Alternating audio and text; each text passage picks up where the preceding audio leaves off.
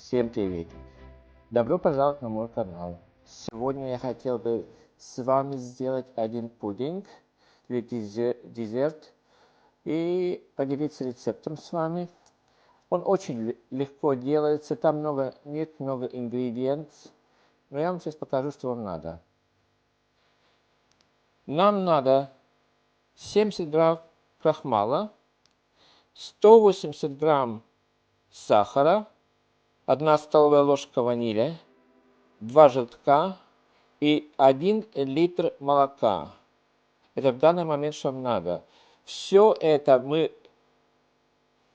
положим в эту кастрюльку, и я вам покажу, что мы будем дальше делать.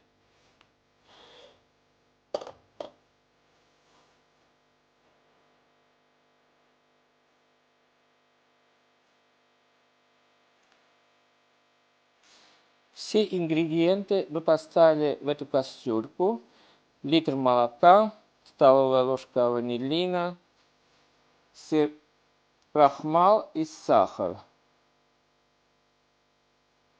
Все пропорции я вам напишу под видео, там вы можете посмотреть. И теперь мы на огне все это перемешиваем, и будет до густоты.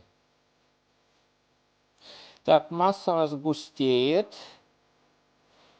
как крем. Как вы видите, наша масса совсем загустела, как крем, красиво. Так, в этот момент вы можете выключать огонь. И теперь всю эту массу мы перельем в форму.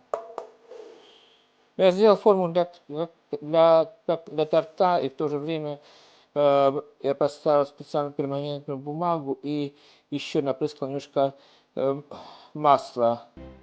Так, точно не подгорит и не пристанет к стенкам этой формы.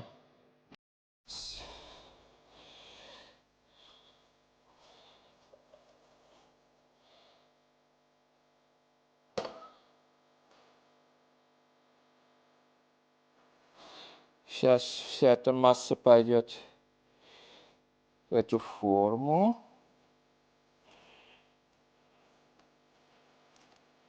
Так.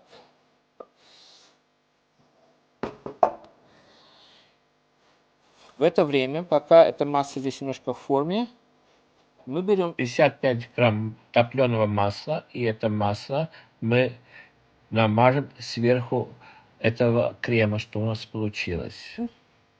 Я включил духовку на 200 градусов.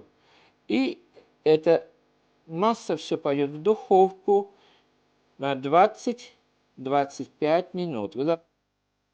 Итак, посмотрите, как она выглядит. Все это пойдет в духовку на 200 градусов 20-25 минут. Духовка. Итак, наша духовка нагрелась до 200 градусов. Все это идет теперь сюда.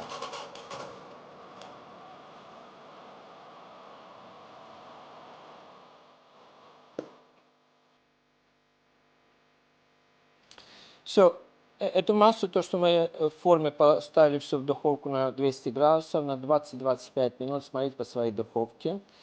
И она должна быть сверху подрумяниться.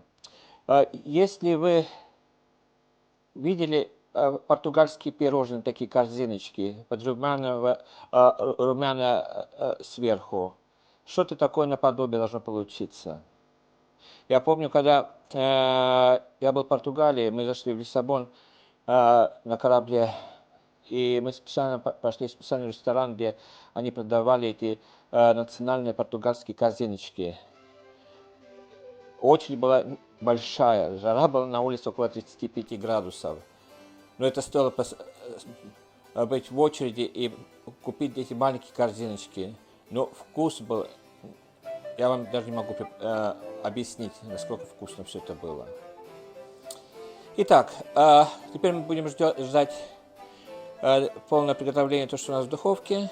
И как будет готово, я вытащу и вам покажу, что будет дальше.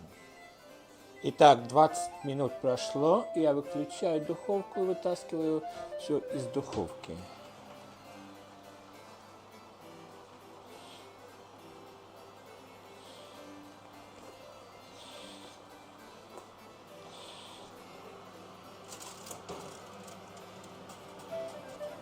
Итак, вы видите, все красиво запеклось у нас. По рецепту, по инструкции сказано, что мы должны вытащить из духовки, оставить на 10 минут, охладиться и поставить тогда на 3 часа в холодильник застывать. Но так как горячее и холодильник, я не думаю, что хорошо будет пойдет так, я решил оставить снаружи где-то пока остынет до комнатной температуры, а когда все остынет, тогда поставлю в холодильник на 3 часа. Так что увидимся. Крем-пирог остывал у меня 2 часа. После этого я поставил на 3 часа в холодильник. Вытащил из формы, она очень легко вытаскивается из формы. И смотрите, что получилось. Теперь для красоты мы поставим немножко пудры сахарной. Итак, мы немножко посыпем сахарной пудрой.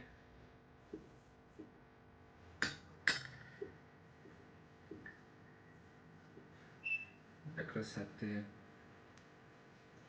Сразу же скажу, этот пирог, десерт не должен быть воздушный, как мы делаем торты или печенье, потому что это все на креме. Это кремовый торт.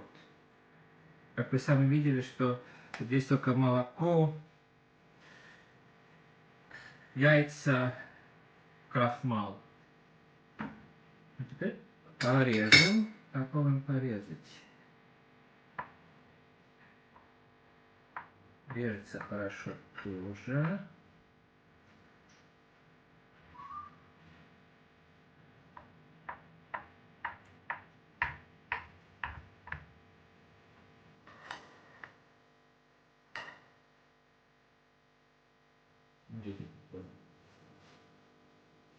Какая консистенция.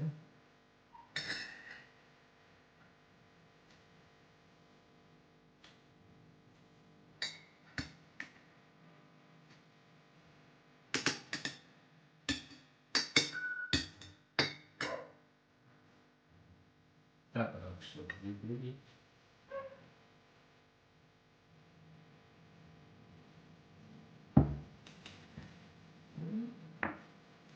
Так, тарелочки. Теперь попробуем, что у нас получилось.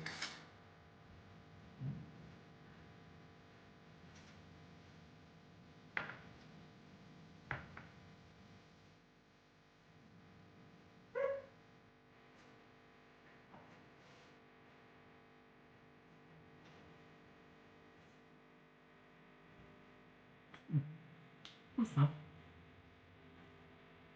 Интересно. Вкусно. Почему бы и нет?